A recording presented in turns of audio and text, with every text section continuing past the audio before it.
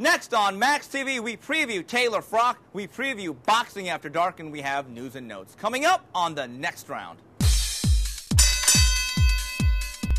And welcome to the next round. Steve Kim joined as always by Gabriel Montoya. Plenty of boxing to talk about. Let's get started. Round number one. It's showtime for the WBC Super Middleweight title of the world. Carl FROCH at 24-0 takes on Mr. Bad Intentions Jermaine Taylor with the record of 28-2-1. Opening up this telecast, Super Middleweights Alan Green, 27-1, takes on Carlos De Leon Jr.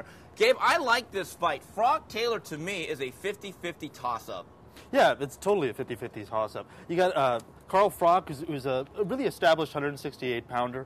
He kind of started late as a pro, though. He turned pro at 25, so he's kind of a young 31. Where you look over across the ring at Jermaine Taylor, he's still kind of finding himself after all this time, and he's almost 30 now. He's only had 2 fights at 168, yet is ranked number 2 in the world. I guess him and Joe Calzaghe have one thing in common. They both got an incredible run off a win over Jeff Lacey.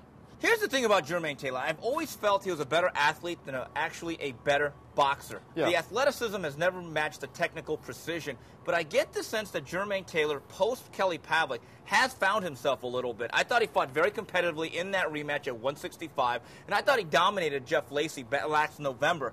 Carl FROCH is a steady, solid guy. But if you rate him 1 through 10 on a lot of categories, Gabe, there's not a lot of 9s and 10s. There's a lot of 7s and 8s. While Jermaine Taylor, he's not as consistent, but there are certain things he does very well. I think a key factor in this fight is A, Jermaine Taylor's jab, and number 2, the hand speed, and number 3, I think even though he's moving up, guess what? I think Bad Intentions is the better puncher in this matchup. I would agree he's the better puncher. FROCH hasn't really even fought outside of the U.S. He hasn't fought a top-level guy where you can gauge his power. He's fought a lot of second-tier fighters and knocked them out, but you know that doesn't really tell us a lot. The thing that bothers me about Taylor is that after the loss to Pavlik, he retooled. He went back to his original trainer, as an amateur trainer, in Ozell Nelson. But the thing is, he hasn't fought often enough to really get all that training and back ingrained and get back to basics. He's had 2 fights. He had the rematch with Pavlik, and then he had the Jeff Lacey fight. I'm not sure if that's enough to really rebuild, whereas you look over at FROCH, he's had that style his whole career from the amateurs to now. He really knows who he is,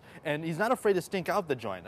I like his defense. I like his speed and his ability to kind of move around the ring, whereas Taylor, we're not sure what we're going to get. Maybe we'll get a consistent jab. Maybe he's still going to be reaching with that right hand. I'm going with FROCH here by decision. Well, going on that vein, the thing about Jermaine Taylor is for the last 6-7 years of his career, maybe a little bit less than that, he became an HBO commodity, which means the days of fighting 6-7 times like a young fighter ended relatively soon. And we go all the way back. This is not a guy that grew up in L.A., Southern California, Nevada, Detroit, Michigan, or Washington, D.C., or areas that you look at and you say these are strong amateur programs. Right. He grew up in Little Rock, Arkansas. I think he may have been the only fighter ever to represent our country in the Olympics out of the Razorback state. What I'm saying is the fundamental grounding may have not been there, and then the overall seasoning may have not been there as a professional since about 2004 when he became a semi-annual fighter. I still think there are holes in his game, but I think he's a better athlete here. I think he's a little bit stronger. And talking to him this week, there is a sense of urgency that if he wants to live up to the accolades and the hype that he came into this game in 2001, he has to win this fight. Carl FROCH is steady and consistent, but he is not spectacular. I think it's a very, very good fight. Gabe, I'm going to go against you. I like Jermaine Taylor to win a 12-round decision. All right, we'll see. Leading off this card, another interesting matchup. Alan Green takes on Carlos De Leon Jr. Here's what I think. Alan Green may have better tools, may have an edge in a lot of departments, but there's an equalizer. Alan Green's chin. Yeah, that and De Leon's power. It's definitely there. He's got a nice lead left uppercut. He's a pressure guy. He's got all the tools. I really like him in this fight. Alan Green is the kind of guy that he was a prospect, and he's never quite made it as a solid contender. Every time he's stepped up, he's lost, or he's been very inconsistent, even inconsistent at the second tier of guys. I really like Escalante in this fight. He's got that win over Buddy McGirt Jr. He's got some momentum going. I think he's going to not win by knockout, but he's going to have some scary moments for Alan Green, and he's going to take a decision as well. Well, that is a slight upset. The thing about Alan Green is he has all the athleticism in the world, but I still can't get the vision of Donnie McCrary, a former sparring partner from the Midwest, who certainly is not what I would consider a bona fide world-class project coming into that fight. Also, he got bullied by Edison Miranda a couple of years ago. Yeah. You know what? I'm going to take Alan Green to stink it out, though. I think he's got enough athleticism. I think he has enough legs. and he does have power, and Carlos De Leon has been stopped before. But I think Alan Green, to me, is a guy that's been well marketed. He's been well promoted. He knows how to market himself. He's a great interview. He's not as good as he thinks he is, but I think he's good enough to win this fight. Well, that's it for round number 1. We come back. We take a look at Boxing After Dark. Moving on, round number 2 of the next round, Steve, Kim, Gabriel Montoya, talking boxing from Puerto Rico. It's Boxing After Dark on HBO for the WBO Junior Featherweight title. Juanma Lopez takes on the veteran Jerry Penalosa. And leading off this broadcast, junior welterweights Lamont Peterson and Willie Blaine. You know what, Gabe? I cannot believe, I am incredulous over what I've been reading. People believe that Juanma Lopez, a talented young Puerto Rican fighter, is going to blow out Jerry Penalosa. I say hogwash. I think this is the toughest fight of his career. Well, I'll agree and disagree with you on that. I think he's going to win. I think it's going to be solid. I would say 3-4 rounds. Penalosa is going to give him a lot of trouble. And then about 8, the power and the youth of Lopez is going to take over, and he's going to get a stoppage within the next 2 rounds. You think he's going to stop Jerry Penalosa? I think that's what this fight is for. When you hear the dreaded words, said about you, never been stopped before, and you're in your late 30s, and you've taken on a lot of top guys and been in a lot of wars, and then you're put in with a young, hungry lion like Juan Manuel Lopez, yeah, I think you're going to get stopped. That's not just a feather in his cap. That's a whole Indian headdress if he could stop Jerry Penalosa. Absolutely. Who still has his reflexes and his legs. Is he in his prime?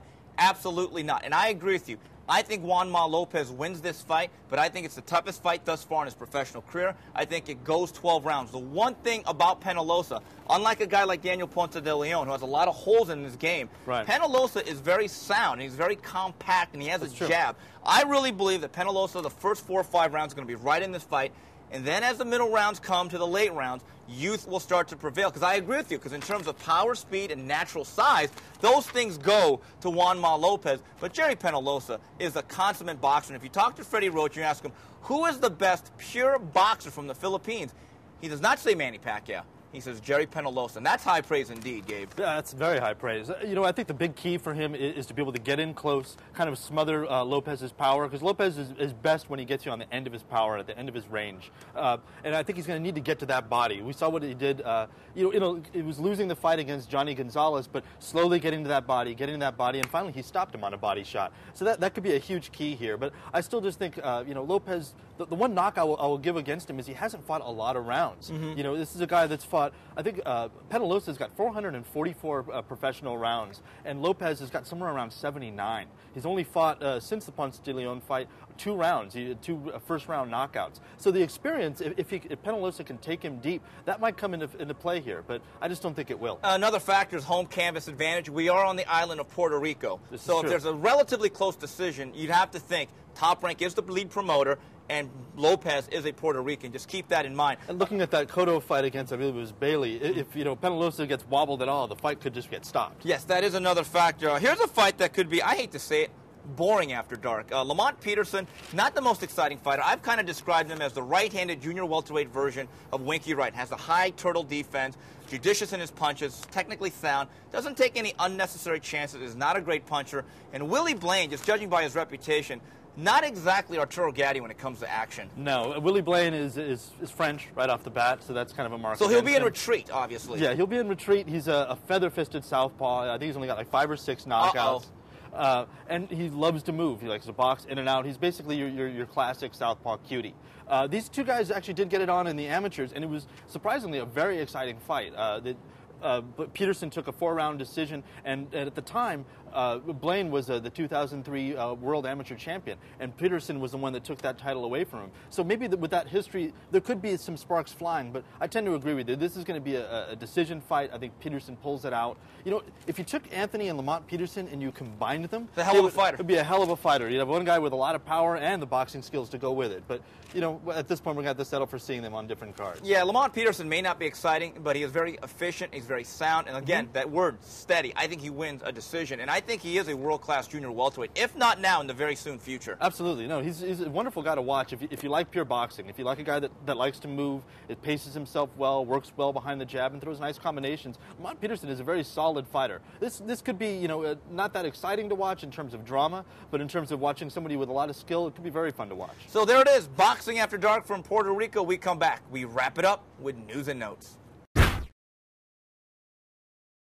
And we are back on the next round. Steve, Kim, Gabe Montoya move on to news and notes. The big news last week, Tuesday, from LA Live, Oscar De La Hoya announced his retirement. These were the final words from the Golden Boy. This is the love of my life. Boxing is my passion. Boxing is what I was born to do. And when I can't do it anymore, when I can't compete at the highest level, it's not fair.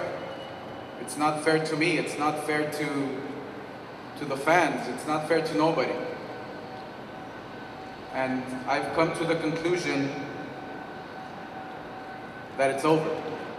De La Hoya announces his retirement. He walks off into the golden sunset. And Gabe, I have to give Oscar credit. I thought that was the most sincere, heartfelt emotion that I've ever seen from De La Hoya. Usually he's very contrived. Some would say tad phony, but always predictable. But here I have to give him credit. I think he had to weigh what he wanted to do, which is to fight, because he is a fighter, against what he felt he had to do. And I thought he really stepped up like a man and made the right decision. Yeah, I would agree with you. It was one of the first times, always watching Oscar De La Hoya, like you said, when he would talk, and it seemed like somebody had written a script for him that he was really trying to remember. It always sounded kind of phony, and it's one of the reasons I was never really a huge fan. But the one thing you could have to say about Oscar is he was never in a boring fight, except for maybe, the Bernard Hopkins fight. And that really wasn't his fault. I mean, that's just, the nature of the matchup. Oscar was always exciting. He always took on the top guys. Win or lose, I don't think ultimately, because he lost to the top guys, I wouldn't call him a great fighter, but he's a guy that certainly changed our sport forever and kept it in the light when we lost Mike Tyson to jail and to his own doings. This is a guy that took the sport to the next level, and he'll never be forgotten. And quite frankly, we're going to be stuck with him for about 30 years because he's a promoter. Gabe, I don't think he was a great fighter in the vein of Sugar Ray Leonard, Marvin Hagler, Tommy Hearns, and whatever definition of great that's been used in the past. But he had a great career. Yeah. He was incredibly lucrative, and he carried the sport for the most part, post Mike Tyson, like you said. And you know what? He was good for the game because he brought the casual observer and the female to the fold. And I think boxing does have a big void here. You could say what you want about Oscar De La Hoya. Whether you love them or loathe them, Gabe, you know this is a fan who likes to talk about the sport. When De La Hoya fought, no matter who it was, there was a buzz about Oscar De La Hoya's fights. Always. I think one thing you can say, it was the right decision for him to retire. But in my opinion, he's kind of been retired for years. He's just stopping fighting now.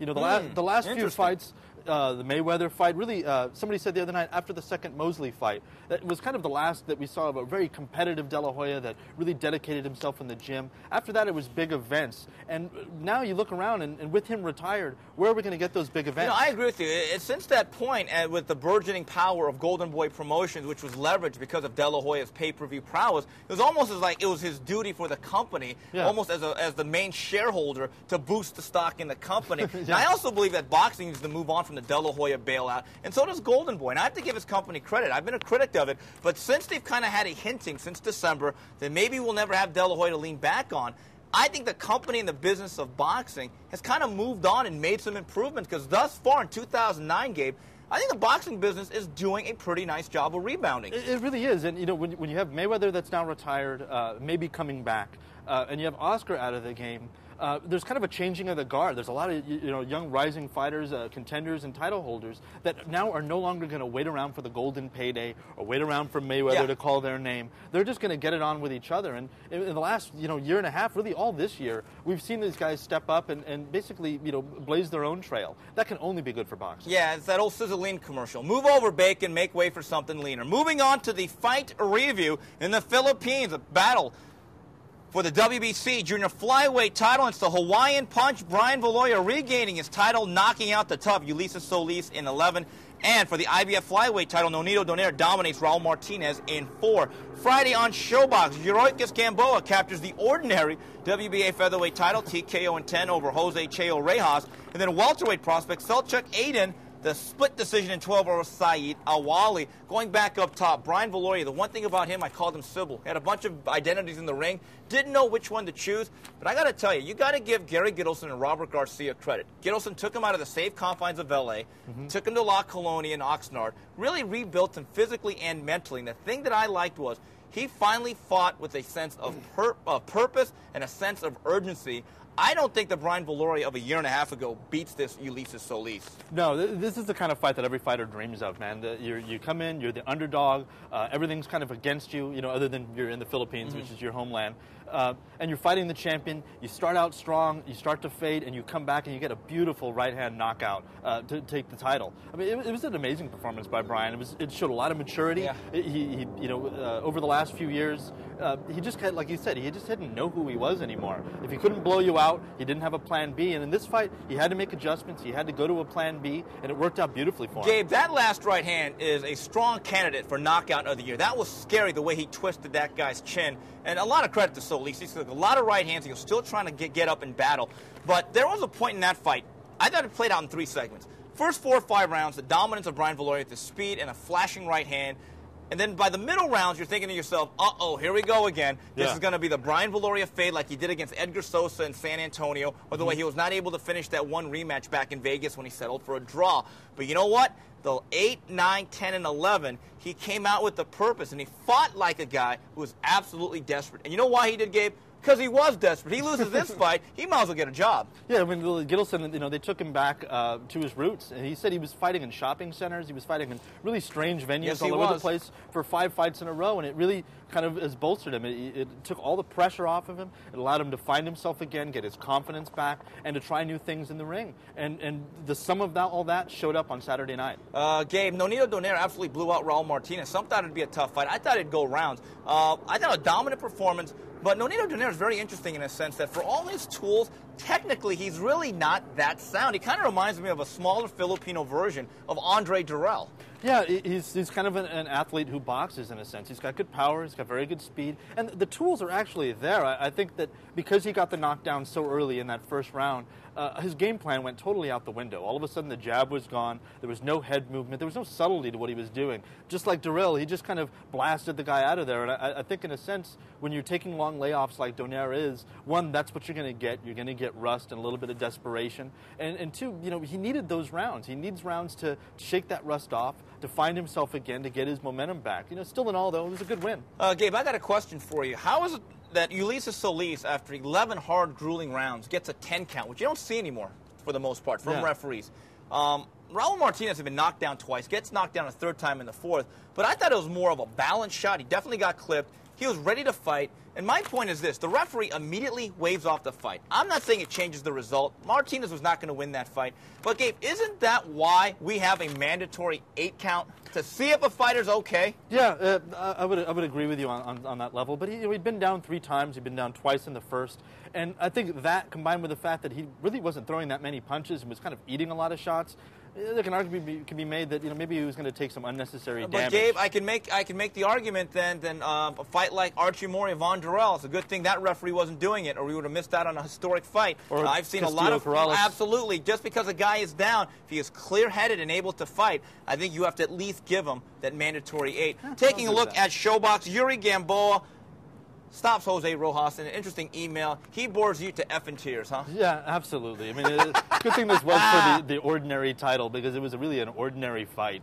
He came out strong, using his athleticism and his speed, and for a second I thought he was going to put it all together. Then it just became, oh, you can't hit me? Oh, I'm just going to circle around, hit you once or twice, kind of pose for the cameras, walk around with my hands down, looking uninterested. And you know what? I'm not interested. I think this is a classic case of, once again, somewhat like Jermaine Taylor, better athlete than actual technician. He's got a lot of tools and he flashes, but I get the sense that he will blow out and look spectacular against the B, C, and D level of guys. That echelon he kills, but as you get to the world-class level and guys are steady, they're not intimidated, they got good chins, they have the ability to box a little bit, that's when you start to see some of the loose ends of Yuri Gamboa. And I think when he starts to move up, that explosive power is going to be kind of leveled off, especially against the top-level guys. He's going to end up looking a lot more like Johan Guzman, who he looked like a killer early on, and now he's more of a cutie. I think that's a very good comparison. What I would like to see for Gamboa, since obviously his team feels as though they already got a world-class fighter. They won for a title no matter what you want to say about the WBA. I would love to see him fight either Steven Luevano, master counterpuncher, just a steady guy, or the winner of the rematch between Chris John and Rocky War, because I think both those guys ask some questions. Chris John's a tall, lean boxer, very, very experienced, very, very tough. And Rocky War, yes, he has some holes in his game, One thing Rocky can do is bang, and he can time out an opponent. Yeah, the thing about Rocky Juarez, though, I think it would end up looking like a Rocky Juarez fight. Ah, okay. You know, I think the speed and athleticism of Gamboa would kind of blow him out, and he'd end up just kind of following him around. But Chris John, that'd be a hell of a fight. I think Chris John would push him to the limit, and I think he possibly could beat him. Is it just me, Gabe? Selçuk Aydin may have won the fight. I thought to a certain degree he got exposed. I think any guy that could pop a little bit, has a good jab from the outside. I'm not so sure Saud Awuli didn't win this fight. I think Aydin makes for great TV, but I don't think he really is an upper echelon prospect. No, I think maybe match him with a Delvin Rodriguez, that kind of guy. Ooh, good fight. That would be a very good fight. But I think Rodriguez, would keep him on the end of the stick. A guy that throws straight punches, that takes advantage of the fact that he comes in face first, throws wide shots, and doesn't use a jab, is going to beat him all night long. And Selçuk Aydin is a guy that had been bullying people. In fact, his name was Little Tyson. At the end of the fight, he got hurt. And for guys who fight in a bully-like manner, who believe they can walk through fire and they are impenetrable, that first time you get buzzed. Let me tell you something, Gabe. I've seen fighters come out of that ring for the very first round. They're not the same guy psychologically. Forget the physical part of it. I think Aydin needs to do one thing. Work behind the jab a little bit. He'll never be Vernon Forrest, but he is so square on the inside, and his feet are parallel to each other. I think a young guy like Mike Jones out of Philadelphia absolutely takes him apart. Moving on to the fight preview. Plenty of action on ShoBox. DeAndre Lattimore takes on Corey Spinks.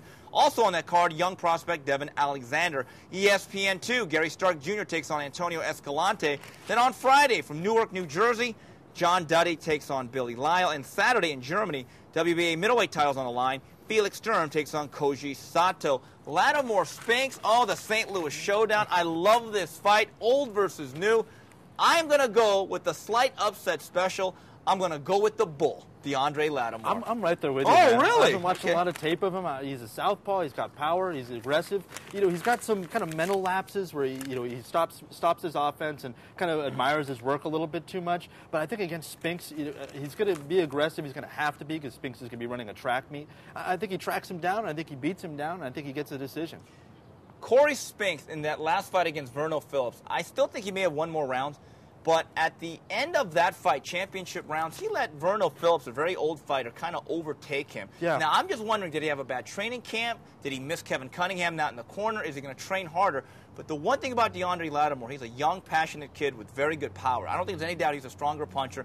And Kenny Adams says, we've improved since the Saku Powell fight. They believe that the offense and defense are now intertwined. I think DeAndre Lattimore's one weakness, really doesn't have a great beard. No. Now, here's the thing. Corey Spinks, I don't think he really exploits that. So I think it's an active fight. I think DeAndre Lattimore has to say, I got 36 minutes. He cannot give up early rounds to Corey Spinks, but he's an aggressive fighter by nature, and I do think he does enough to win at the end of what is going to be a very good fight. I think Lattimore wins this fight. He's right in there in the mix of Alfred Angulo and James Kirkland. Yeah, absolutely. You're just throwing in another, 154-pounder southpaw with power into the mix. It's going to be a beautiful thing. I think, this is a fight where you've got a fighter that's kind of on the downs in Spinks. He's been fighting sporadically over the last few years, and his performances have been really inconsistent against a younger, hungrier guy that sees, this is my chance. I take this guy out, and I'm in the mix. That's why I like Lattimore to win. Pretty evenly matched fight here. Gary Stark Jr. takes on Antonio Escalante, battle of 22-pounders. I think it's another toss-up. You know what? I am going to go with Antonio Escalante. They've both been knocked out. They both have some holes. I get the sense Escalante might be the stronger puncher, but I think it's a very, very tough fight either way. It's a really tough fight. I mean, I think it's going to go down to the wire, but I'm with you. I like Escalante in this fight. I like his combinations more. I like his power. He's a little more rugged, even though, like you said, both guys have been stopped. I look for him to take a decision. John Duddy. Has John Duddy already reached this ceiling? The thing about it is performance. The last time at the Garden, we saw him on the Pavlik-Cotto doubleheader. John Duddy used to be flawed and exciting, but with Pat Burns just laying behind the jab, is he now flawed and boring? Well, if he's a little bit boring, Billy Lyle's going to fix that for him. He's 500 in his last 10 fights. He's fought, James Kirkland, Vanis Martirosyan in his last fight. And he's a guy that will come forward. He's not dangerous because he doesn't have a lot of power, and he's going to eat tons of shots all night long. He's going to make John Duddy look amazing. Now, Felix Sturm Koji Sato, just another European guy facing another hopeless guy that has no shot in Germany, right? Yeah, actually, I think so. Okay, that's simple. I was watching some tape of Koji last night, and Man, that guy is incredibly slow. He throws winging shots. He's got cement feet.